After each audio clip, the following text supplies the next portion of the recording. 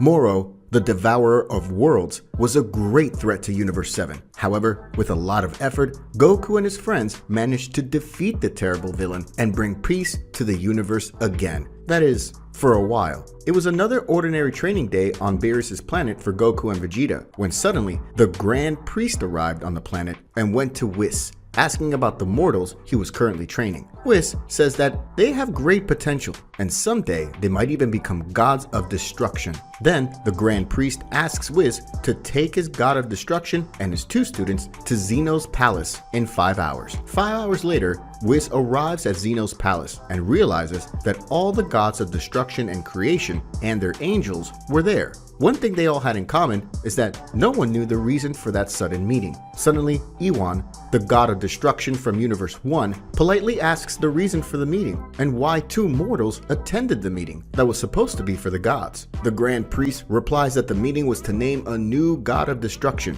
and as in Universe 11, there was already a candidate for Destroyer, Jiren was not called. So Zeno decided to call the mortals from Universe 7, Goku and Vegeta. They were the 2 warriors who excelled in the Tournament of Power. At that moment, everyone in the place was in shock, including Beerus himself, knowing that he could be replaced by Goku or Vegeta. Vegeta says, "Are you telling me that we were all tested by both Zeno and you? Aren't there 12 gods since the end of the tournament? Why do you need another one?" At that moment, Arak, the god of Universe 5, scolds, saying, "How dare you speak like that with the Grand Priest, mortal?" But the Grand Priest completely ignored the god of Universe 5 and says that everything was fine. And to clarify all doubts, he said, "We are replacing this god because this deity has not been able to fulfill the responsibility of his job for many years and is no longer able to serve the cosmos." The gods of destruction are very anxious to know which of the 2 will be their new co-worker. Vegeta, thinking he's better for the job than Goku, is already sure that he'll be chosen. "Without a doubt, I'm much better suited for this job than Kakarot. This will be the perfect opportunity for me to become the most powerful being in all the universes." But the Grand Priest says, the warrior who has demonstrated these qualities along with the potential needed to become the strongest and who will assume the responsibility of a god of destruction is Son Goku, who will return within 24 hours of Earth time to make him the new god of destruction. After hearing this, everyone was in shock. How could Goku, the guy who helped even the worst of the worst enemies, become a destroyer of worlds? Goku, very scared, screams, saying that destroying things and planets didn't suit him. But the Grand Priest says that the job of a god of destruction is much more than just destroying things, and Goku would learn about that with some experience. Goku, after hearing this, feels a little more relieved. The Xenos smile at Goku and says he'll be a great god of destruction. At this point, Vegeta is very angry and says that Goku was only chosen because he was Zeno's friend. What does that idiot have that I don't? Zeno must have chosen him because Kakarot is his friend. But Beerus, extremely angry, tells Vegeta to shut up and that the next time he accuses the great Zeno of favoritism, Beerus himself will kill the prince. Vegeta, startled by Beerus' fury, apologizes, and everything returns to normal. Whis said that his father was right, and soon he'll understand that being a destroyer is much more than just destroying, eating, and sleeping. Beerus is angry by these words, thinking it to be an indirect criticism of the angel. The Supreme Kais, while being surprised that Goku has become a god of destruction, are also curious to know in which universe he'll reign. Vegeta grabs Goku's clothes and says that it's not because he'll be a destroyer that he will be stronger than him. "Just because you'll be a destroyer doesn't mean you'll be stronger than me, Kakarot." And Goku says he wouldn't fall behind Vegeta either. Then everyone goes back to their respective universes. Goku decides to gather everyone at Bulma's house and says he has something important to tell them. After everyone arrives, Bulma wonders why everyone was gathered. Goku then says, "Hey guys, apparently I'm a god of destruction now." Everyone, very scared, screams, "What?" And Chi-Chi, as usual, faints. Finally, the 24 hours have passed and the day has come when Goku will officially become a god of destruction. And if Goku is going to become a destroyer, that means some god of destruction will be replaced. And it will be at this meeting that the Grand Priest will reveal which universe Goku will be sent. In Xeno's palace, only the gods of destruction, the Supreme Kais, and the angels are present. This time, not even Goku is participating. During this meeting, the 8 gods of destruction who are below average are extremely scared. After all, one of them will be replaced by Goku for not fulfilling his divine role properly. Meanwhile, Iwan, Arak, Liquor, and Jin are very calm because they're the only ones who are with the universe with an above average quality and have fulfilled their roles as gods correctly. So they're not at risk of being replaced, as they are doing a good job. The only ones at risk are the 8 gods whose universes participated in the Tournament of Power. The Grand Priest warns that the ritual to officially transform Goku into a god of destruction will begin in about 24 hours on Earth time. At that moment, Vados thinks that she wouldn't mind serving the mortal Goku, as he'll be great for the god of destruction, as she knows him and knows that he has an ability to get stronger very quickly. Meanwhile, Margarita, she just hopes that Goku isn't an idiot and actually does his job properly. At that moment, Champa was apparently more angry than afraid. He glances at Beerus and thinks to himself, great, now my brother's gonna rub it in my face that he, in addition to winning the Tournament of Power, had a member of his team promoted to God of Destruction. Finally, it's time for the Grand Priest to announce who will be replaced by Goku. At that moment, all those gods of destruction who are in danger of being replaced are very scared. Silence rules the place for a moment, an extremely tense moment. That's when the Grand Priest finally says, Mr. Champa, for Universe 6, please step forward. Champa, thinking that the worst had already happened, says the following words in his mind. I knew I should have listened to Vados. If I had really gotten in shape and destroyed the planets, I wouldn't be in this situation. All that food is now worthless. Champa, as he takes his first step, shows that he is completely sorry for having been a fool while he was a destroyer. The Grand Priest looks at Champa and speaks the following words. Mr. Champa, you are being removed from your responsibilities and obligations as the God of Destruction of Universe 6. This decision was made by me and the great Xenos. You will be removed because of your unfit stature and because of your questionable choices while in your position. You prioritize competition and spent much of your time collecting the Dragon Balls and traveling to other universes without the great Xeno's permission. Because of this, your universe is below average. In recent years, you've been more negligent than usual, so your universe has become more chaotic than usual. And that's because you haven't fulfilled the needs that your role demands. Therefore, you will be the God of Destruction replaced by Goku. After listening to the Grand Priest, Champa says that he understands that situation and that he should have realized that one time or another this would happen. He asks what would happen to him now that he would no longer be a god. The Grand Priest says that he'll be converted back into a mortal, and thus he will begin to age immediately from the moment he accepted being a god of destruction. He asks Champa which planet on Universe 6 he would like to spend the rest of his life on. Champa, with a simple smile on his face, says that he wanted to spend his last moments on the Earth of Universe 6 because that planet was a gift. The Grand Priest turns Champa back into a mortal and sends him to planet Earth from Universe 6. While all this is happening, Fuwa, the Supreme Kai of Universe 6, is extremely sad because he had advised Champa many times, but it never worked, and Champa always threatened him in some way. And after those sad words, the Supreme Kai from Universe 6 disappears. Fuwa goes to the other world, where he will spend the rest of his days being a dead god. Beerus, who never showed any affection for his brother, now has a serious and thoughtful expression as he may never see his brother again. All the gods are in complete silence. Many of them didn't like Champa's attitudes and choices, but they still had respect for their colleague.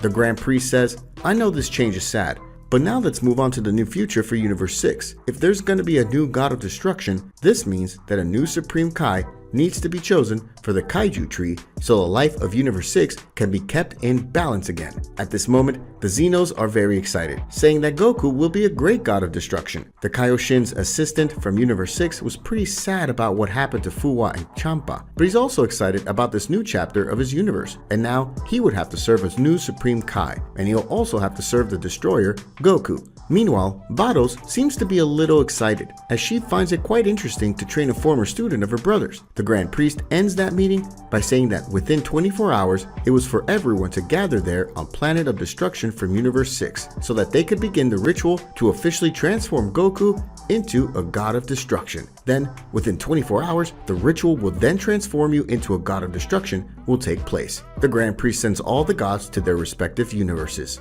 On the planet of destruction. After landing on the planet, Beerus is very thoughtful about everything that is happening. He climbs on top of a tree stump and observes the peaceful lake next to him. He closes his eyes and thinks about everything that happened and what could happen from that moment. After all, his twin brother, Champa, had stopped being a god, and now he went to the Earth from Universe 6 to live his last days like a mortal. He thinks to himself, why am I so upset about this? I think I ended up caring more than I let people realize. Goku, a destroyer? That time he refused Whis' proposal and always said he would never be able to destroy anything. I wonder how Goku will deal with the loss of his pure heart. Well, that doesn't matter, that's not my problem. But one way or another, I don't want him to end up like my brother. Beerus gets up, leaves the stump, and heads towards his castle with the intention of taking a nap. Meanwhile, Whis sees him and says, are you really thinking about sleeping now, Lord Beerus? Beerus said he needs some rest after all this stress, but then Whis reminds him that there's going to be a celebration, and if Beerus sleeps now, he will end up missing out on the delicious foods that will be served at Bulma's house. At the same time, Beerus, who is very upset, starts to get very excited and decides to leave his nap for another time and go to Bulma's house to taste the most delicious food. Beerus puts his hand on Whis and they go off to planet Earth. Meanwhile, back on Earth, everyone is gathered on the balcony for a big party, and Chi-Chi, who had fainted upon hearing that Goku would become a god of destruction, has just woken up. To everyone's surprise, Chi-Chi is happy to know that Goku will become a god of destruction, because according to her,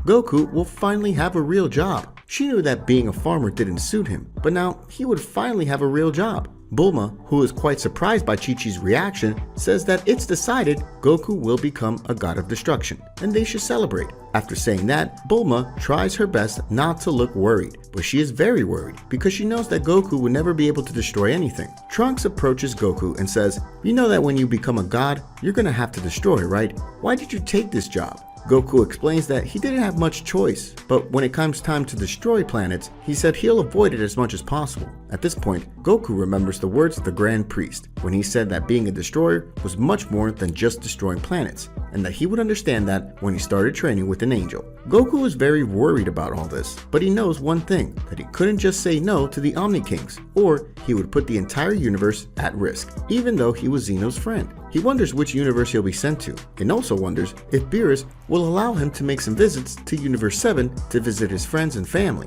Goku is literally freaking out by stepping out of his universe to be a destroyer. Goten approaches Goku and asks if he could go with his father to train in another universe. Goku says he doesn't believe that would be possible, but he could ask Whis. Goten says that he intends to someday become as powerful as his father, and upon hearing this, Goku says that he's sure that Goten will become very powerful. Goku senses Whis and Beerus' kid approaching. When they arrive at Bulma's house, Beerus is very excited about all the food on the table. While Beerus puts all his worries aside, Whis remains worried about breaking the news to Goku, but he prefers to wait a little longer and lets Goku enjoy that night, because that would be his last night as a mortal in Universe 7. Some time passes and Whis decides to give everyone some information. I see that not everyone is informed, but to sum things up, yes, Goku will become the next god of destruction, and I'm going to start explaining all the details now since everyone has finished eating. Bulma asks how the meeting went and if he already had any idea what the universe would be where Goku would be a god of destruction. So Whis explains, yes, indeed it is very sad that Goku will be replacing Lord Beerus' brother. Unfortunately, for not properly fulfilling the functions of a destroyer, Lord Champa was relieved of his responsibilities as a god. Goku will train as the new destroyer of Universe 6. They ask Whis what happened to Champa, and Whis explains that he has now been sent to Earth from Universe 6, where he will spend the rest of his life as a mortal.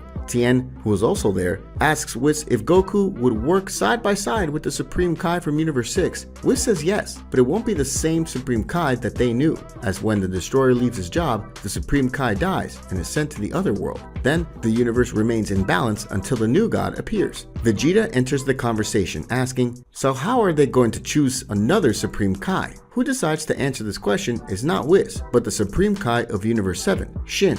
The race I am associated with is called the Shinjin race. We are all born from a divine tree called Kaiju. The normal fruits of this tree give life to the King Kai, who live on the planets of the other world. The Supreme Kais are born from a golden fruit that is quite rare. There are also fruits that are born with a great contained evil. This kind of fruit is sent to the demon realm, so they don't disturb the balance of the universe. This world is the same world the Dabura ruled while he was still alive. That is, Dabura and I are of the same race. After Shin's words, everyone is surprised, as no one knew all that information Shin told. He goes on to say that the reason the Grand Priest chose Goku at this very moment is because in the last 1,000 years, the Kaiju tree has spawned a golden fruit in Universe 6, and that fruit is finally ready to give life to a new Supreme Kai. Master Roshi, curious, asks what the process would be like to turn Goku into a god of destruction, but Shin says he couldn't reveal almost any information about it because the process of becoming the destroyer is very delicate. The old Kaioshin says that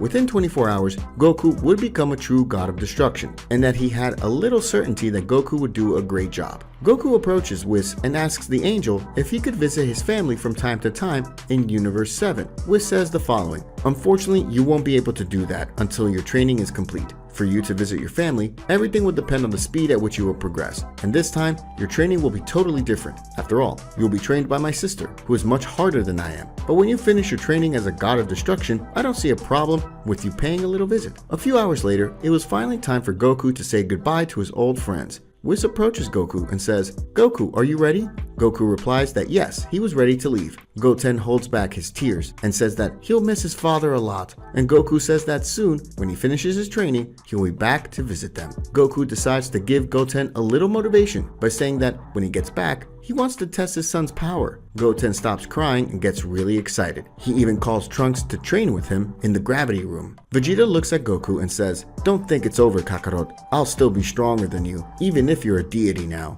Krillin says, "Good luck, Goku. I know you're going to be great at this job." Krillin extends his hand, and the two expend, giving with a touch of hands. Goku holds on to Whis, and the two set off for Universe 6. Bulma, after they've already left, looks up to the sky and wishes Goku good luck, saying she'll be waiting for him. A few minutes later, Whis arrives at the planet of destruction from Universe 6, and Goku is very impressed by everything he was seeing. All the deities were already there waiting for the ceremony. Goku makes a comment saying that planet was very similar to Beerus' planet. The Destroyer says that all planets of destruction and creation are equal. Goku wonders how that ceremony would work. The Grand Priest approaches and tells Goku to follow the other gods of destruction to the place where the ceremony would take place. Goku and the gods walk through the halls of the castle until they arrive in a gigantic room where there are several pictures of all the gods of destruction that have passed through Universe 6. The last picture was by Champa, and in that room there were also two statues representing a god of destruction and a god of creation. The god of destruction statue wore the same clothes as Champa, and the god of creation statue had the same clothes as the Kaioshins. The Grand Priest tells Goku to sit on the pillow on the left side. Goku notices that there's a golden fruit on the pillow next to him. He wonders what the golden fruit was, and the Grand Priest says that that was the Kaioshin he was going to unite with. Meanwhile, all the Kaioshins and destroyers are standing still, watching all the angels going to Goku and make a circle around him. All the angels join hands and a great barrier of energy begins to emerge. The Grand Priest says, "You need to clear your mind, Goku. Think of nothing but emptiness. It is crucial that you do this." The moment Goku empties his mind, all that energy flowing around his body causes the golden fruit to bloom and a new Kaioshin emerges. Goku, after all that energy is gone, says he didn't feel much difference, but the Grand Priest says that from that moment on, he will no longer age, and that his life and the life of the new Kaioshin will be a single shared life. If one of them dies, the other dies too. Goku looks to the side and says, impressed,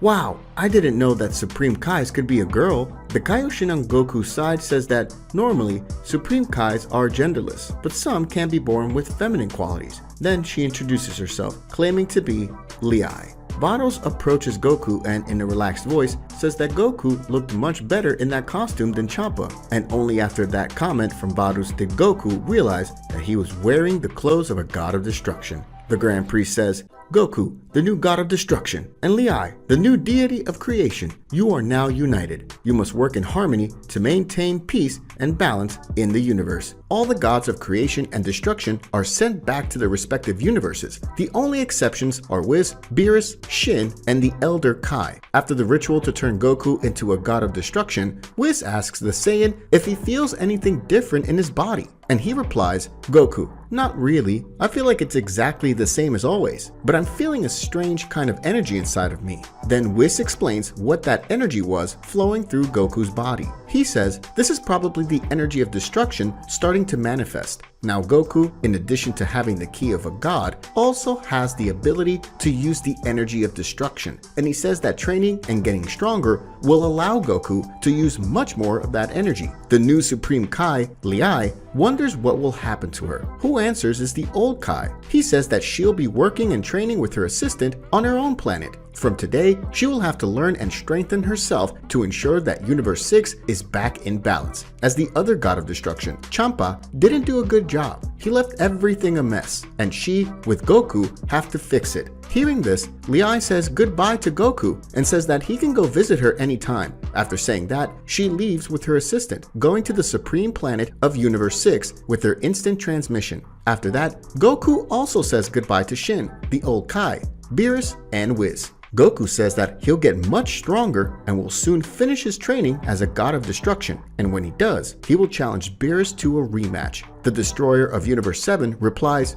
Beerus, don't be arrogant just because you're now a god of destruction. You're still a million years behind me, but I accept your challenge. I'll be waiting for you, Goku. After that, the Supreme Kai takes them back to Universe 7. Goku asks Vados if he can wear his training outfit, the one he always wears, because he still hasn't gotten used to a god's outfit. Vados says that the clothes of a god were only obligatory in the presence of other gods, or in some meeting with the great Zeno. As long as he was on his planet, he could use anything. After all this, Goku, who was already tired, asks Vados if he can sleep. Vados says that's fine, and that they would start training as soon as he woke up, in approximately 35 years. But Goku, when he hears that, stays surprised and scared. Goku, what? Do I need to sleep as long as Lord Beerus does? I can't just wake up tomorrow? But then Vados smiles and remembers that this need to sleep for so long is a characteristic of the Nicosagians, the race of Beerus and Champa. Recalling this, she jokes that having the god of destruction always awake is going to be big news. Vados takes Goku to his room and he quickly falls asleep. The next morning, Goku's training begins. He asks Vados what the first stage of his training as a god will be like. Vados replies that first they will find out how well he can access his energy of destruction. But Goku asks how he can do that. Vados explains that the energy of destruction, as the name implies, is based on destruction, the strong emotions behind it. Usually, when people are destroying, they feel anger, sadness, despair, and some other emotions. Goku is a little disappointed and then says, should I feel bad about using the energy of destruction? That doesn't seem like my style. Vados explains that this is just the beginning, but given time and with the proper training, he could access this energy without having to go through it. Vados says it was time to start training. Goku begins the first attempts to use the energy of destruction. Apparently, all his attempts were futile, as the only thing he was doing was feeling angry and using his normal Kai. He tries many times, but everything is useless. Vados, seeing all of Goku's fails, sees the problem. He was accessing his energy source from a god of destruction. He was just using his old energy. But despite everything, Vados tells Goku that she already knows what the problem is, and she says that meditation training will make everything simpler. Vados sits on the ground and asks Goku to do the same. After that, she says she needs him to close his eyes and focus on where his energy usually comes from. Initially, he won't see anything, but if he concentrates on the center, he will encounter a weak, dark energy. Goku does exactly as Vados says and starts traveling on his own thoughts, in his consciousness, as if he were in another dimension. Suddenly, he finds his power source. He keeps moving forward and begins to delve deeper and deeper into that dimension. After some more time, Goku ends up finding a small sphere of purple energy, and when approaching that energy, he says that the sensation was very strange, and just being close to it, he felt a great fear. Eventually, he decides to grab hold of the energy, and when he does, he feels a lot of pain. But it wasn't physical pain, it was emotional pain. By leaning on that power, he begins to remember all the pain and suffering he went through in his life. With every second that passed, he felt worse and worse. His body and mind were getting heavier and heavier. All the anger that was hidden in his body began to be released, and as he held that energy, all he felt was anger and a lot of pain and anguish.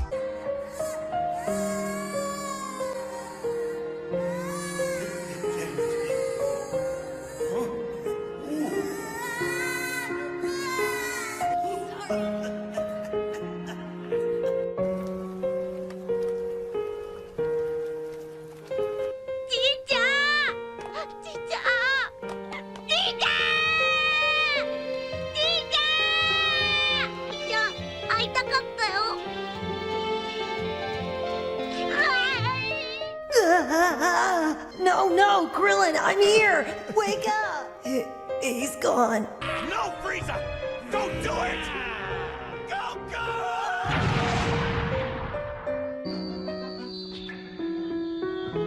I'm really mad! And now it's time to pay! What he was feeling at that moment was far worse than the rage that made him transform into a Super Saiyan for the first time. He fights against the limits of his body and mind and orders that energy to help him from then on. That is, he had to command that energy, not the other way around. By pushing his body over the limit, Goku causes that energy to cooperate with him, and then a small sphere of purple energy is seen in Goku's hands. Vados, seeing Goku's progress, smiles and says she didn't expect him to understand so quickly. Goku stands up and that little energy of destruction disappears. Vados says that was enough for today. She says that attempt to dominate the energy has damaged his existence badly, and that now he needs a good rest. Goku says that the trip through his consciousness, revisiting his memories, made him understand a little more how that source of power works. In a very distant location in Universe 7, there is apparently only one planet there. This planet didn't even have a star close to it, and because it didn't receive any heat from a star, it was extremely frozen and lifeless. At the center of this planet was an immense glacier, which was so huge that it looked like a real ice fortress. Suddenly, a spaceship lands on this glacier. Who leaves the spaceship is Frieza, and next to him are his two most trusted servants, Berry Blue and Kikono. Unlike Frieza, who apparently didn't feel cold, Kikono and Berry Blue were wearing extremely advanced clothing to survive the extreme cold. Unlike his two subordinates, who were very uncomfortable with the cold, Frieza was thinking about something else. All the Emperor had in his mind was a memory that made the villain tremble with rage and shame. Frieza couldn't accept the humiliation he suffered on his last visit to planet Earth, when a Saiyan named Broly gave him a real beating. After a long walk, they arrived at a region of the glacier that had a well-hidden button. When Kikono presses this button, a mechanism opens a hole in the floor and an elevator appears. When they enter, the elevator goes down at a high speed to the underground of the glacier. As the elevator goes down, Frieza says, "I haven't been to this place for a long time." Berry Blue responds by saying that Frieza was right and that the last time they went there, King Cold was with them and that they went to arrest someone. Frieza says, "This prison was built by my father, especially with the intention of imprisoning this person. After that, it was no longer necessary for us to come here." The elevator stops, and when the door opens, they see a hallway with hundreds of soldiers. It was almost 1,000 soldiers from Frieza's army just to guard a single prisoner. When Frieza started to walk, all the soldiers were kneeling down, showing respect to the great emperor of the universe. Seeing this, Frieza smiles and says, "So many soldiers, but in the end, they're all useless. If he freed himself, they would all be easily eliminated." Upon reaching the end of the hall, Frieza comes face to face with a well-reinforced door. Berry Blue, who is by his side, starts to tremble with fear just remembering what had happened in the past. She begins to remember that a few decades ago, the general of Cold's mighty army was the great Cooler, the king's firstborn son and Frieza's older brother. Cooler was extremely powerful and had great achievements for Cold's army, but Cooler's power grew so much that the king became very worried about him, as his powers had already far surpassed the powers of the king and Frieza. One day, fearing that Cooler would usurp his throne, Cold, along with Frieza, made a plan to capture Cooler, and with a sneaky plan, Cold and Frieza managed to capture him and his most trusted men and imprison them in a prison specially built for them. That prison was the one they were in now. Frieza places his hand on the fingerprint scanner next to the door, and after his identity is confirmed, the reinforced door opens. Inside that big room was a big tube filled with liquid, and inside that tube, surrounded by that liquid, was Cooler. He was sleeping, and his arms and legs were held together by huge metal plates. Seeing his brother, Frieza says, "There's my big brother. Congratulations, Kikono. It seems that your prison capsule is working perfectly, even though many years have passed." Kikono thanks the compliment and explains how that capsule worked. He explains that the liquid in the capsule is a powerful sedative, and thanks to this sedative, Cooler remains paralyzed and drowsy. And this metal that holds his arms and legs is made of a special material that helps neutralize Kai. Kikono also says that he worked a long time on his capsule, and it took a lot of resources from Cold's army to build. Frieza praises Kikono, saying, "You did a good job with this prison, but now I want you to empty the capsule and remove the sedative liquid." Hearing this, Kikono is very scared and wonders if that was a good idea. "Lord Frieza, with all due respect, are you sure about this? I don't know if only the metal plates can hold Lord Cooler if he's not sedated." But Frieza only responds with a frightening look, one who doesn't admit to having his authority and power questioned. The little yellow man is filled with fear. Obeying Frieza, Kikono goes to the main computer in the room and releases all the sedative liquid from the capsule. After that, Cooler starts to wake up. Kikono is very impressed by that. "Amazing. Just a few seconds without a sedative is enough for your body to start waking up." Upon finally opening his eyes, Cooler sees the image of his brother in front of him and then shouts, "Frieza!" But Frieza responds in a quiet voice, "Hello, brother. How have you been all these years?" "You damn! How dare you stand before me? Where's our father? I don't deserve Cold's illustrious presence." Frieza explains to Cooler that their father was long dead. "Damn it! Who dares to do this? I was the one who should have killed him." Frieza angrily says, "Amazingly, it was a Saiyan." "What? This is impossible. A monkey like that could never kill our father." "Oh, Cooler, so much has changed since you weren't here. As shocking as this may sound, the Saiyans are no longer the vermin we used to subdue." And then Cooler says, "What blasphemy! How could you let that happen, you idiot?" At that moment, the plates that held Cooler starts to vibrate with the increase of his Kai. Frieza replies, "That's why I'm here, brother. As much as I hate to admit it, our army that once dominated everything we wanted is no longer the ruler of the universe. I need you to join me to form a true elite of powerful warriors to defeat the Saiyans who live on planet Earth." But Cooler gives his answer, "Join you? I'll kill you. I will kill your servants, and then I'll find this planet Earth and eliminate those damn Saiyans." At that moment, Cooler explodes his handcuffs and completely destroys the prison capsule, releasing his Kai with such a force of impact that it throws Kikono and Berry Blue out of the room. After that, Cooler flies at full speed to give a powerful punch on Frieza. But Frieza easily catches his punch with just a single hand. When this happens, Cooler is absolutely shocked. "I'm glad to know that even though it's been so many years, your power hasn't even decreased by 1%. After saying that, Frieza concentrates his energy and transforms into his golden form, and the impact of his Kai is so strong that Cooler falls to the ground. "It can't be. How did you get so much power?" "Brother, you don't have to be sad. If you'll join me, I'll teach you how to get to that form, and together we'll unite an elite force capable of standing up to Earth's warriors. And after that, the Frieza army, commanded by Cooler, will rule again." Cooler gets up and decides to join his brother, and the two seal the deal with a handshake. On the way out of the fortress, Frieza leaves with Kikono and Berry Blue, but also with Cooler and his special forces. They all return to the spaceship. As soon as he enters, Cooler notices an inhabitant of the planet Zarat and asks Frieza why he has that person there, since he seems to be very weak. Frieza says that was Soba, and he was there because, despite not being strong, he has a very useful ability that Cooler will be able to see later. With Frieza's spaceship traveling through space. Inside the ship, Cooler's soldiers begin an intense training in a special technological room. In another room, Frieza and Cooler are training with gravity hundreds of times increased. Frieza says to his brother, "Amazing how you've evolved in so few days of training, brother. If it continues like this, I will end up fearing that it will exceed my power again." After days of traveling through the universe, they were approaching the place they wanted to go. And in that place, all they had was a dimensional fissure. Cooler, seeing the destination they were heading towards,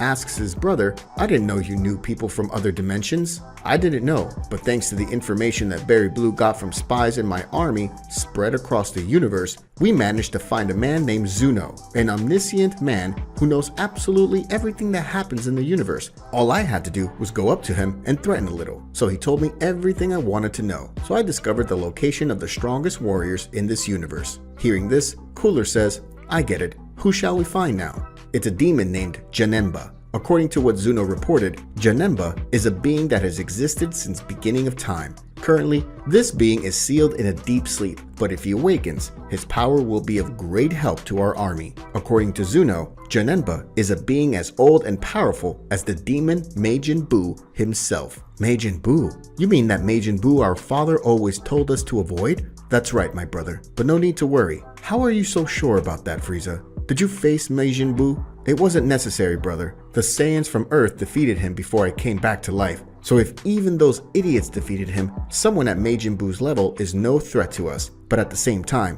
it will be of great help to our army. Arriving in the dimensional fissure, Kikono asks Yadorat's man, Soba, to teleport the spaceship into that dimension, because they wouldn't be able to pass through that fissure without the ship being completely destroyed. Cooler, hearing this, asks his brother, "Is it possible to teleport an entire ship to another dimension?" He is an inhabitant of a planet called Yadorat. On this planet, the inhabitants have some very peculiar abilities, and one of them is the instant transmission. In this case, Soba is a true master of this technique, far above even the inhabitants of his planet. Now I understand why you want him here, Frieza. He's a very useful insect. As soon as the spaceship got close to the fissure, Kikono orders Soba, "Now, Soba." Soba touches one of the walls of the ship, and then he uses the instant transmission. Suddenly, the ship disappears from that region of space, and then reappears on the other side of that dimensional fissure. The realm of darkness was a cold and dark place, and the skies were as red as blood. In this dimension,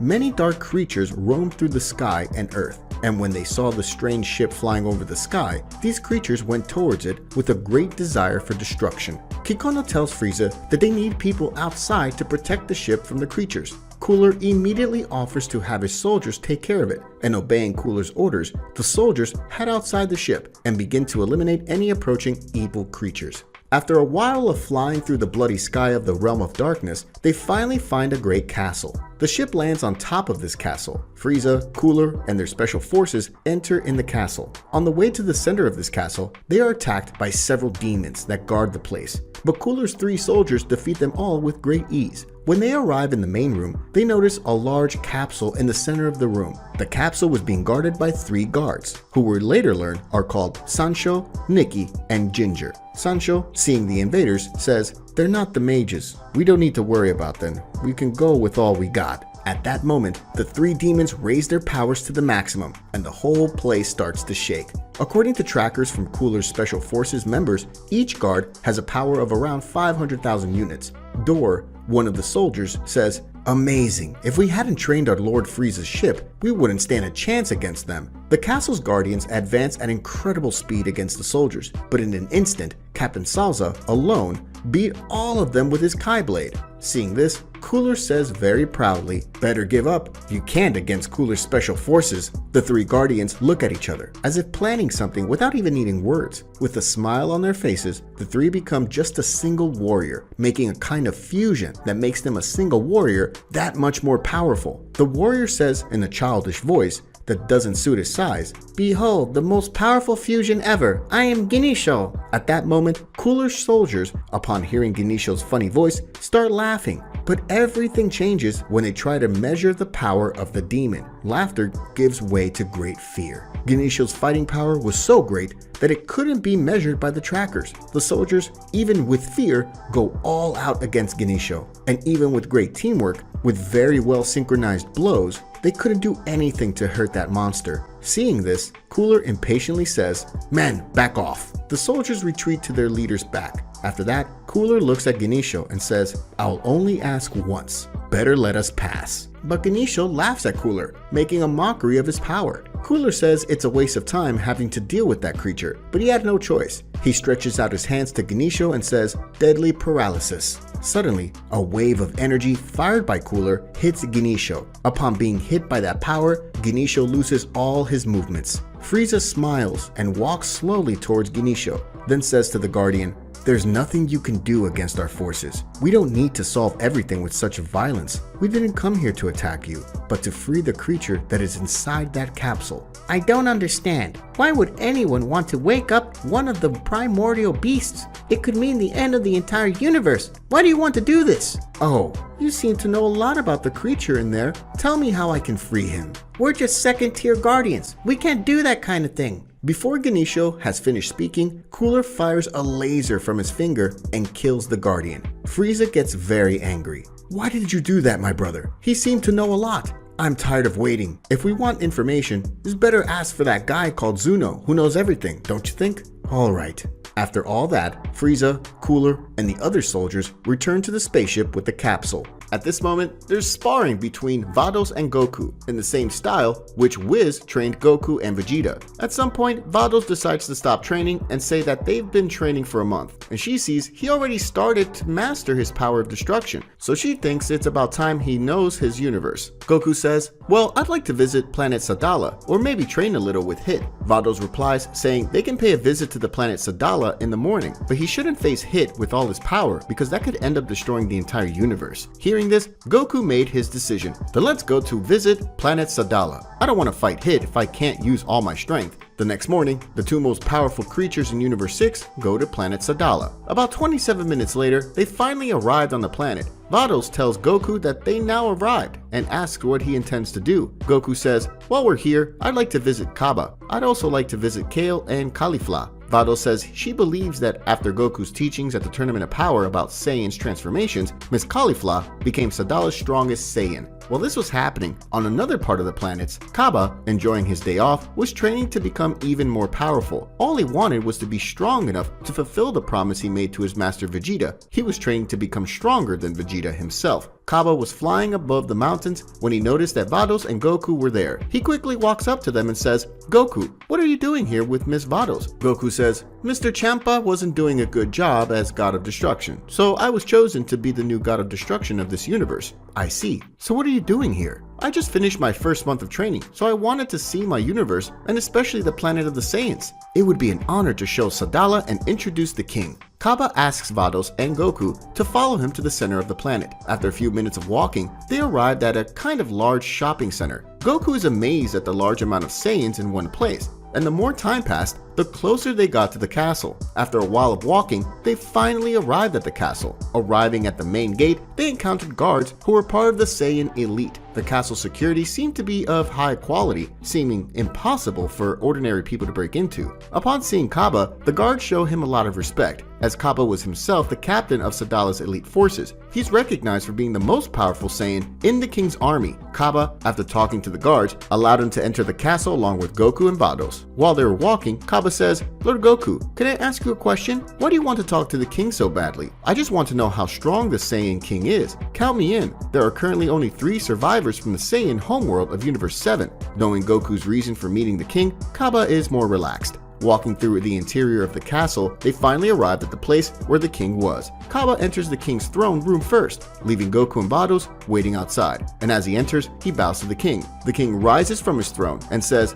"Kaba, it's great to see you here. I was in need of talking to you. It looks like the southern sector's in trouble, and I would very much like my most powerful warrior to go there and check out what's going on. Your Majesty, I have a very important guest to meet you." "Who is this important guest? Why wasn't I informed that I would have a visitor?" "It is the God of Destruction of this universe." "What? What does the God of Destruction do on this planet? Go, Kaba, ask him to come in immediately." Kaba went back to the door to find Goku and Vados, who are waiting for him. "Lord Goku, the king is ready to speak with you." Goku enters the room and is surprised by the amount of Saiyans that surround the king. But when Goku enters the room, the king breaks his great pride, and along with all the other Saiyans, they bow to Goku. The king says, "To what do I owe the honor of your presence, God of Destruction?" But Goku, hearing this, is very embarrassed and says, No need to bow, guys. I came here just to talk. I'm a Saiyan just like you." All Saiyans say, "What?" Goku approaches the king and says, "Hi, I'm Goku. It's a pleasure to meet you." The king, not understanding anything, says, "Nice to meet you. My name is Krista. I'm the king of this planet. Taking a good look at the king, Goku notices something strange. Wow, are you like Vegeta? Vegeta? Who is this guy? Who answers that question is Kaba. It was Vegeta who taught me how to transform into a Super Saiyan. He's an incredible strong Saiyan from Universe 7. Kaba told me what happened to the Saiyans planet of Universe 7, but I confess I doubted the veracity of this story, but apparently it's true. After that, Krista asks Goku, but if you didn't come here to destroy the Saiyans, what did you come to Sadala for? I became a god of destruction just a few days ago. As I didn't know the planet of the Saiyans in my universe, I was curious to know what this planet would be like. Well, I hope you enjoyed this planet. I can ask my servants to prepare a feast for us. Goku was hungry and his stomach was making weird noises. But Goku says that, unfortunately, he has to refuse. Krista is very surprised by Goku's answer. A Saiyan refusing food? It really seems like the Saiyans of Universe 7 are quite different from us. But Vados decides to join the conversation and says that actually, the Saiyans of Universe 7 also have a habit of love feasting and eating a lot. But Goku is forbidden to eat anything for the next 30 days. Kaba is very surprised. Forbidden? Why? Vados explains that during his training, Goku got too carried away and ignored all her requests. As a result, he nearly destroyed the entire universe. Because of all the mess he made, she had to go back 4 seconds in time to fix everything. So, as punishment, she forbade Goku to eat anything for the next 30 days. Krista, impressed by this revelation, says, "The entire universe? Incredible! You really are the most powerful Saiyan of all." Vados says that Goku is currently one of the 5 most powerful gods of destruction in all of the universes. Impressed by that, Krista says, "I had no idea a Saiyan could get so powerful. Lord Goku, can I ask you something?" Goku was a little surprised. "A request? What is it?" And then Krista reveals his request. "Could you fight me? I would like to see how strong I am compared to the most powerful Saiyan. After all, I am the Saiyan that represents this planet." Despite Vados and Kaba's surprise, Goku simply smiles. "I thought you'd never ask." The god of destruction, Goku, is in the palace of the king of the planet Sadala. The atmosphere becomes extremely tense after Krista asks Goku to fight against him. Krista wants to find out the difference between his power and the power of a god of destruction. Kaba, watching this, was starting to get scared, dreading what was about to happen. Vados says to Kaba he looks nervous and asks if he's worried. He explains, "I'm not worried about the fight, but I'm looking forward to finally seeing the power of King Krista." Vados asks why he used the word finally, and Kaba explained, very few people know about this information, but King Krista is the oldest Saiyan on the planet. They say thousands of years ago, when he was just a child, the planet Sadala had been invaded by an alien race. This race ended up killing 70% of all Saiyans. When all seemed lost, a single Saiyan child raged, and alone, that child annihilated all enemies. That child was Krista. Even without belonging to the royal family, he was declared king. Afraid of an upcoming attack, he went to planet Namek, and with the help of the Dragon Balls, he asked for eternal life. Now he can protect Sadala forever. Vados comments, "That means Krista is a true hero of this planet." Kaba replies, "Yes, but unfortunately almost no one is aware of it. The population sees him as an arrogant and proud man, but in fact, all the changes that's happening on this planet, all the technology upgrades, all the army organization, all the economic advancements, it's all thanks to him." Vados asks why Krista doesn't just tell the world the truth. Kaba explains, he doesn't like to attract attention. If this story were to spread across the universe, it could be very problematic, and many warriors could come to Sadala to face him and prove their strength. Krista doesn't want to put the planet and people in danger, so he prefers to keep this secret. That's why no one saw him fight in many generations. Vados says that Krista seems to be a truly responsible king who truly cares about his people and his planet. Besides that, he's probably a very powerful king too. Kaba very proudly says, "Yes, King Krista is no doubt a great king and also a powerful warrior." But 1 second later, he's upset. Kaba says, he's without a doubt a legendary Saiyan and is very important to the history of our planet. But unfortunately, even his own daughter thinks the worst of him. Vados wonders about this daughter and asks Kaba about her. Kaba says, "Do you remember Kale? That Saiyan girl who participated in a tournament of power? Krista is her father." Vados says that Saiyan named Kale is very strong. So if Krista is her father, and he is that legendary warrior who defeated an entire army when he was just a boy, he must be really amazing. Kaba agreed. "Yes, he is amazing, but I'm realistic. No matter how powerful he is, Lord Goku is already at the level of a god of destruction, so I believe this battle won't last long." Suddenly, King Krista shouts, "Here I come, Goku!"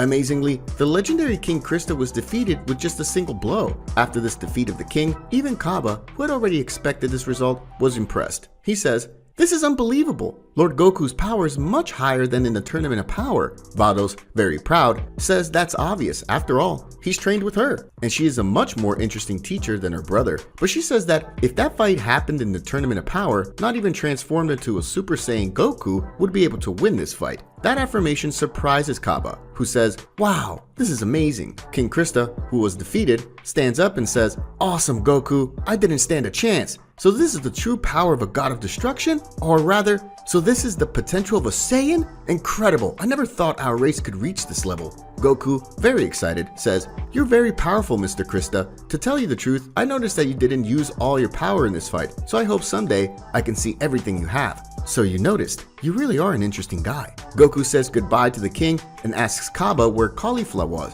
Kaba decides to take Goku and Vados to the warehouse where Caulifla was. Arriving at the warehouse, Goku asks Kaba if that's really where Caulifla was. It was a totally different place from all the rest of the planet. Kaba responds by saying that Caulifla lives there along with Sadala's rebellious Saiyans. Basically, he explains that while he leads the king's army, Caulifla leads Sadala's criminal army. A Saiyan guard who is at the door walks up to them and asks who they are. Vados responds by saying their name and that they are there to see Caulifla. The man tells them to wait and that he will ask Caulifla if she wants to see them. He goes inside the warehouse, and when he gets close to Caulifla, he says that there are people waiting to see her. Caulifla, who is eating, says she didn't expect a visit and asks who it is. He says he's a blue girl named Vados and such a god of destruction. Caulifla wonders what Vados and Champa were doing there. She yells at the soldier that he shouldn't have kept them waiting and then orders him to let them in immediately. At that moment, Caulifla had no idea that in fact the god of destruction who was accompanying Vados was Goku. The Saiyan guard runs towards Vados and Goku. Arriving at them, he says that Caulifla was ready to speak with them and he apologizes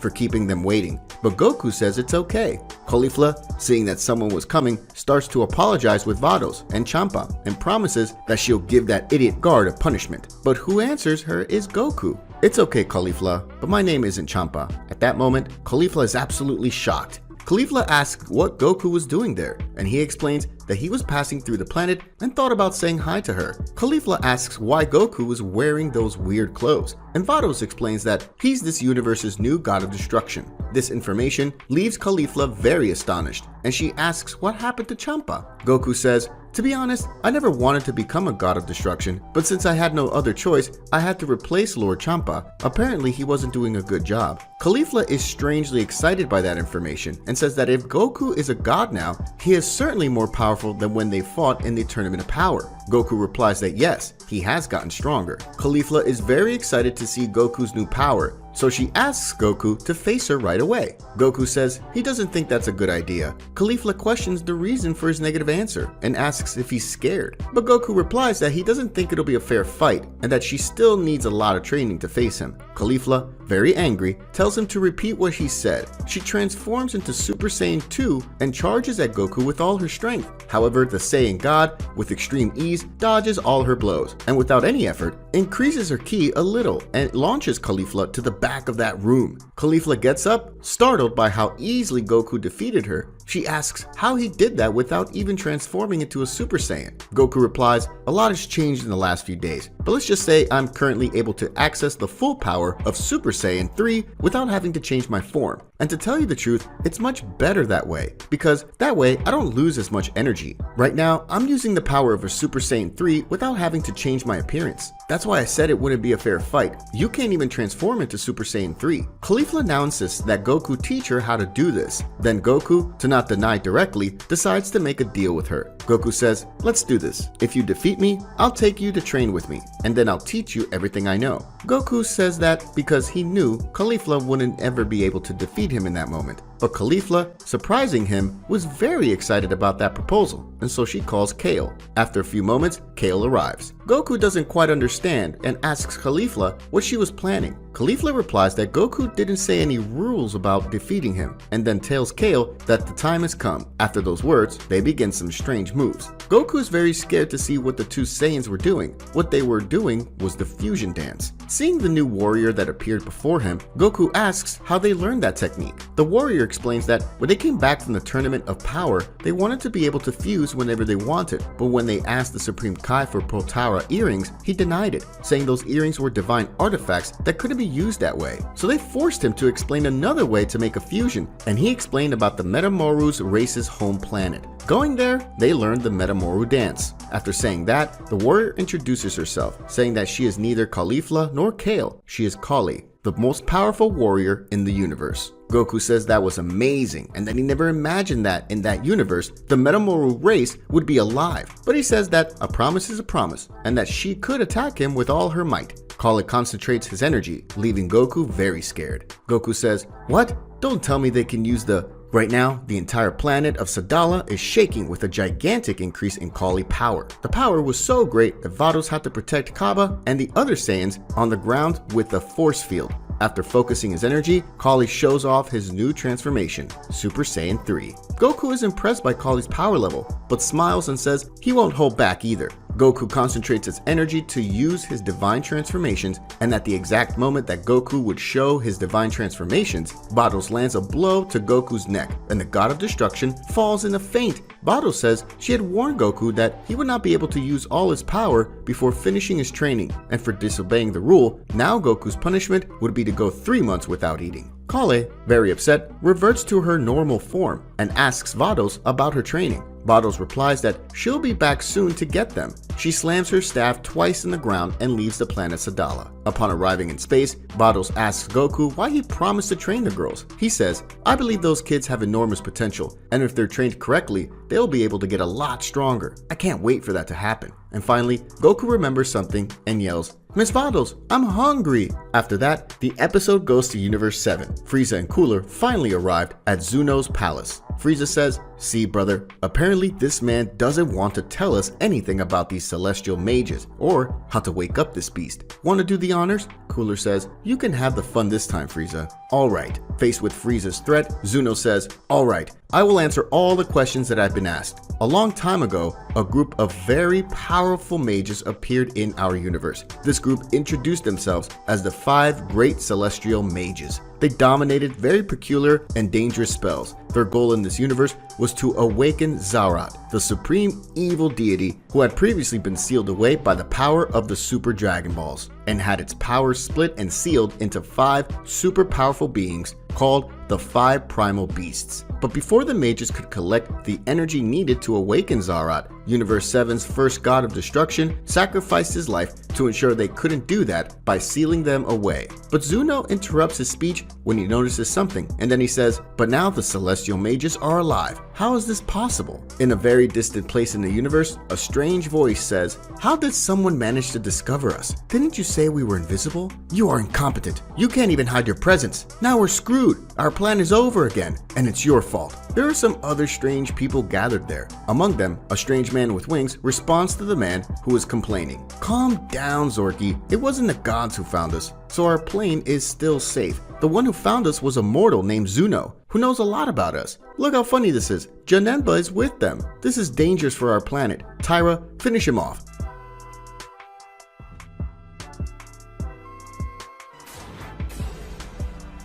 In an instant, Zuno disappears. Frieza and Cooler are surprised by this. Cooler asks, "What happened? Where did he go?" Frieza, thinking about Zeno, says, "Was it that little guy?" With Vados and Goku traveling through space, Goku says, "Can we visit Universe 7? I would like to know how things are there." Vados spies something on his staff and says that apparently at this moment, Beerus and Whis are on Earth enjoying the most delicious foods. They are on a boy's birthday party. Hearing this information, Goku decides, "So it's decided. Let's go to Universe 7.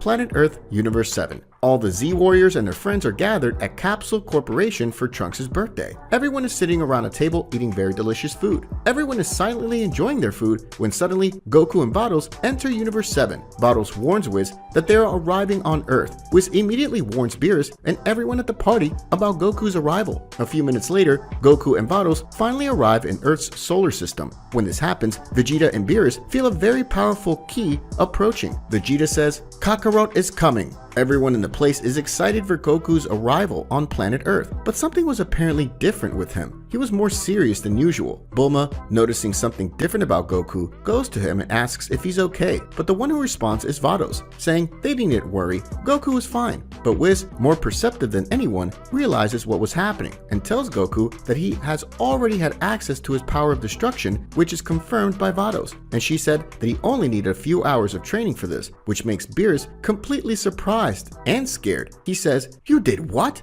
And then Goku confirms, "I've accessed my power of destruction in a few hours of training, but I still don't control almost anything. Every time I try to use this new power, I end up losing control." Beerus says, "Do you think the energy of destruction is something simple? It takes a lot of training to master. That's why you're still light years from my power." But Whis, laughing, adds, "I don't think so, Lord Beerus. Lord Goku was able to access the power of destruction much faster than you." But Beerus, annoyed, scolds the angel. "Shut up, Whis. Nobody asked you anything." Goku, surprised, asks, "Is this serious? Was I faster than Lord Beerus?" Vados confirms the information, saying that both Beerus and Champa were only able to get in touch with the energy of destruction after months of training. Upon learning about Goku's new power level, Vegeta feels uncomfortable and decides to leave the place, flying away. Goten and Trunks, who were playing around the house, see that Goku is there. Goten, seeing his father there, ran to him in high spirits. Talking to his father, Goten asks if he has become stronger, and Goku says yes, and also asks if his son did as they agreed and also trained. Goten reveals that he does, and that he and Trunks are going to Monster Island every day to train. He says that Android 17 is a really nice guy, and he lets him train with the Cells Juniors every day, and all they have to do is deal with some invaders. Goku is excited about this, and says that Goten must have improved his skills a lot. Trunk interrupts the father-son conversation by asking him to go see his gifts. Goten, curious, runs after his friend, and the two leave. But shortly after that, suddenly a strange light appears in the sky, making everyone curious. In the sky, they saw Universe 7's Supreme Kai, but he was not alone. Whis, seeing who was there, gets up and says, "This energy is from," and then someone says, "Hello, Master, it's been a while." And Whis completes, "Is that you? Pycon? What a surprise!" Beerus, Goku, and everyone there in the place were surprised by what that man had just said. Beerus asks Whis, "Who is this guy, Whis? Why is he calling you master? I've never seen him before. Did you train strangers while I slept?" Whis explains that Pycon was actually one of the gods of destruction a very long time ago. He belongs to the first generation of gods of destruction. This means that he's the Beerus' predecessor. At that moment, everyone yells, "What?" Goku goes to Pycon and says, "Is that true? So you are also a god of destruction?" Pycon politely responds, "Yes, but that was a long time ago." Goku insists on the questions, "But if you came from a time before Lord Beerus, how are you still alive? Shouldn't you have lost your immortality when you stopped being a god?" Pycon says yes, he's actually already dead. So Goku, rather awkward as usual, continues with the interrogation, asking where Pycon's halo was. Before Pycon answers that question, Whis interrupts, asking him a much more relevant question. "What's going on, Pycon? Why did you show up just now after all these years?" The ancient god of destruction replies, "Unfortunately, my motives are not good. Everything indicates that the celestial mages managed to free themselves, and I would venture to say that they came back with their plans. So before the worst happens, I came to ask for help from the current god of destruction of this universe." Whis, with a worried expression, says, "So it finally happened. It was sooner than I expected." Beerus gives his answer to Pycon, saying, "Pycon, right? I don't know who these mages are. I don't know how you're alive, or why you want my help. But the answer is no. I'm sleepy, and I plan on getting some sleep, so whatever's going on in the universe, they can always find a way without me." Pycon, very surprised and also angry by his successor's answer, argues, "But you are the god of destruction. Your job is to destroy everything that threatens the universe. Your job right now is to help me." But Beerus insists on his answer. "Forget it, green guy. I'm out. You know what? All this talk made me sleepier."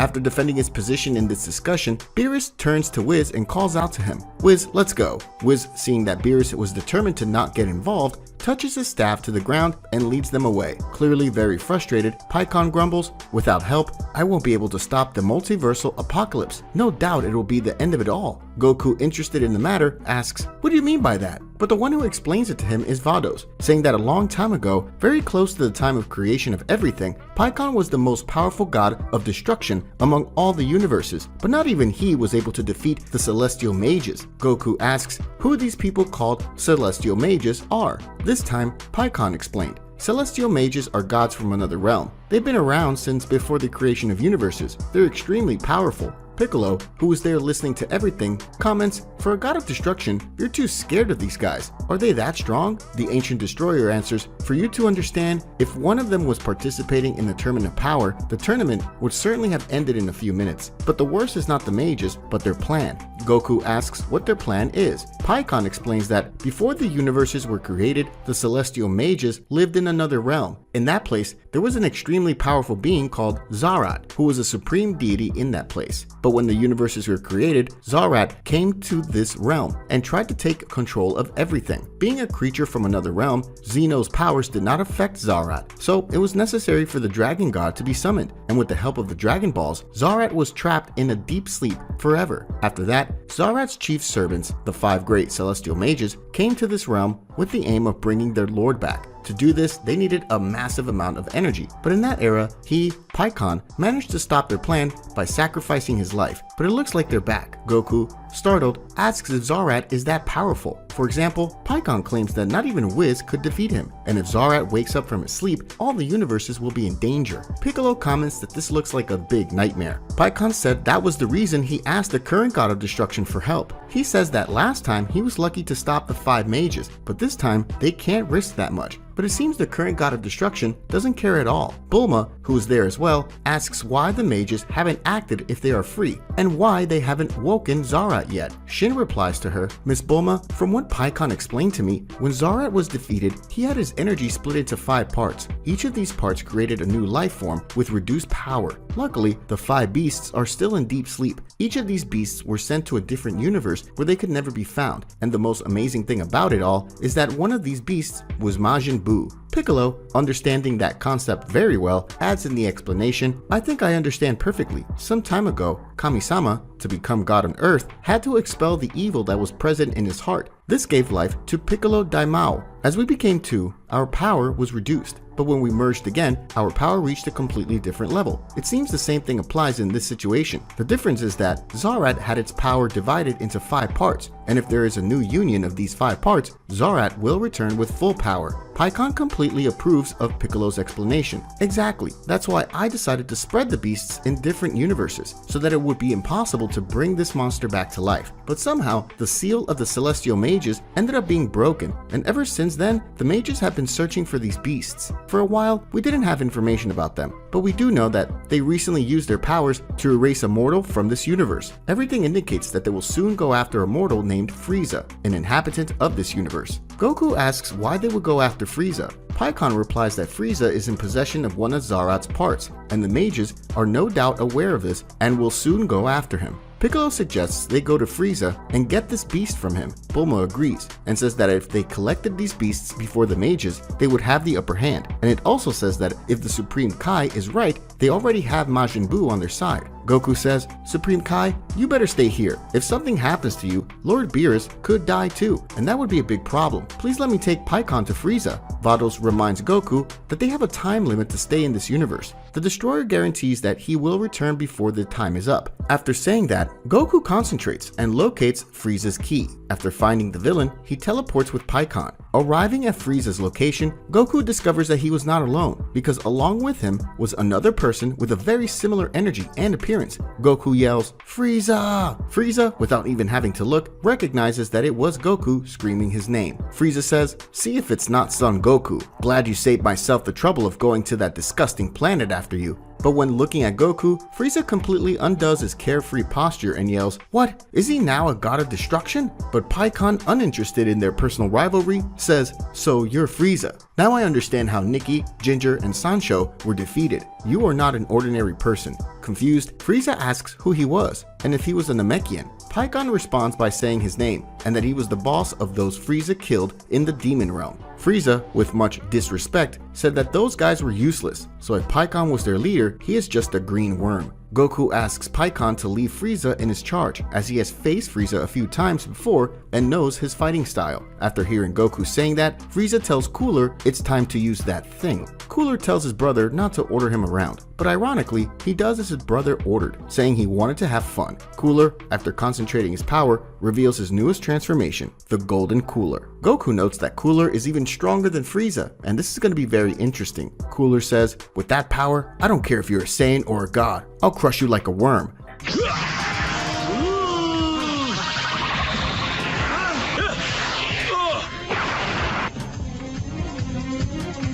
but to everyone's surprise, Cooler is easily defeated by Pycon. Frieza, seeing his brother defeated so easily, is completely scared. Goku, to avoid further problems, asks Frieza to give him the cocoon, and if the villain does so, they will let him go. Seeing the titanic power of Pycon, Frieza, despite all the fury in his heart, decides to calm down, turns his back, raises one of his hands, and says, "Take it. This thing is useless. It's impossible to wake this beast." After saying that, Frieza takes the cocoon and throws it into Pycon's hands. Cooler, who was down, gets up, and he goes with Frieza to their spaceship that was nearby. With the situation resolved, it's time to head back. Pycon is surprised that Goku allows Frieza and Cooler to leave, even though he knows they intend to do something against him and the universe. But Goku replies, "Don't worry, I'm sure if they do something wrong, Vegeta will deal with them." Pycon accepts Goku's choice, but says it's time for them to say goodbye. He needs to take Janemba to a safe place. But before going, Pycon warns, "Goku, don't think we've avoided the apocalypse. This mess is just beginning. Now that we've had one of the primordial beasts, we've just declared war on them." But Goku smiles. "We won't be defeated, I assure you." Pycon smiles, saying he was an interesting guy. "I hope you're right." Goku uses his instant transmission straight to planet Earth. Upon arriving on Earth, Goku explains to everyone that Pycon has taken possession of one of these beasts and taken it to a safe place, and that this could result in a war against the new enemies. Understanding the situation, Piccolo says, "Don't let your guard down. The enemy can attack at any time." And ironically, as soon as Piccolo finishes that sentence, the sky goes completely dark and hundreds of thousands of portals begin to appear in the sky. These portals are scattered all over the world. From each of these portals, many different monsters come out, and the Earth, in the blink of an eye, is infested with monsters. Very alarmed by this situation, Piccolo says that despite the low fighting power of these creatures, they all had a totally terrible energy, devoid of any common sense, and that he had never felt anything like it. The Supreme Kai says that, in fact, there was something different about those monsters, and that none of them were from that world. Piccolo says that whether they are from this world or not, they need to be eliminated before they destroy the entire planet. Even Vegeta, who was flying over the mountains far away, notices the enemy invasion. No matter where he looked, the sky was covered by enemies. He quickly decided to return to the Capsule Corporation to understand the whole situation. At that moment, all the portals close, they disappear into the sky, and the beasts madly start attacking energies against the planet. And in the blink of an eye, entire cities disappear from the map. Piccolo, Gohan, Krillin, Tien, Chaotisu, and the Z Warriors who were there in the Capsule Corporation, seeing that disaster, decide to face the enemies and do battle. However, Goku, with an extremely serious expression, says, "There are too many. Even if you all attack at the same time, you wouldn't be fast enough to defeat them all before they destroyed everything." Piccolo tells Goku he's right, and that there's nothing they can do against so many, but then asks what he intends to do about it. Goku asks Vados how much time he has left in this universe, and she says that they only have 1 hour. Hearing this, Goku asks everyone to back off, and realizing what he was up to, Vados asks if he's sure about that. Goku starts trying to expel all of his power, and with this huge power boost from Goku, all the hundreds of thousands of beasts in the world stop scared. Suddenly, we can see Goku with the transformation with purple hair. Gohan, seeing his father's new appearance, says, "So Dad's got a new transformation? That's amazing!" But Vados says it's not a new transformation. The truth is, apparently every god of destruction, when using the Super Saiyan Blue, their hair turns purple. Vegeta was flying at full speed, almost reaching the corporation, when he sees Goku. He asks himself, what will Kakarot do against so many enemies? Transformed or not, it's not possible to defeat so many of them. Goku raises one of his arms, and concentrating a massive amount of energy in his hand, he yells, "Hakai!" In the blink of an eye, every enemy on the planet becomes nothing. Vegeta, seeing that all the enemy energies on the planet have completely disappeared, says in disbelief, "Impossible! All those energies were gone in the blink of an eye. Don't tell me this was Kakarot's doing. Damn! Always one step ahead of me." After using up his destruction energy, Goku slowly falls to the ground, unconscious. Piccolo, admired by Goku's feat, says, "Awesome! Who would have thought that kid would become a god?" Vados says that Goku still doesn't control his energy of destruction perfectly, so until he's able to control his energy, he won't be able to visit this universe again. She says goodbye to everyone and says she'll take Goku back to Universe 6. Shin says that he'll return to the Supreme Planet, as there's the only place where he can feel the things that happen in the entire universe, and that it would be the perfect place to track the movements of these celestial mages. However, before the Supreme Kai leaves, Vegeta arrives at the Capsule Corporation and screams, "Wait! Supreme Kai, take me to Lord Beerus' planet now!" Shin complies with the Saiyan's request, and they disappeared with the Kai. Piccolo walks up to Gohan and says, "Gohan, I believe this will not be the last attack. According to Goku, we're going to war against these guys, and now neither your father nor Vegeta is here, which means that in the next attack on planet Earth, we will be alone." Gohan, understanding his master, says, "I know where you're going, Piccolo. I understand our current strength is not enough to save everyone.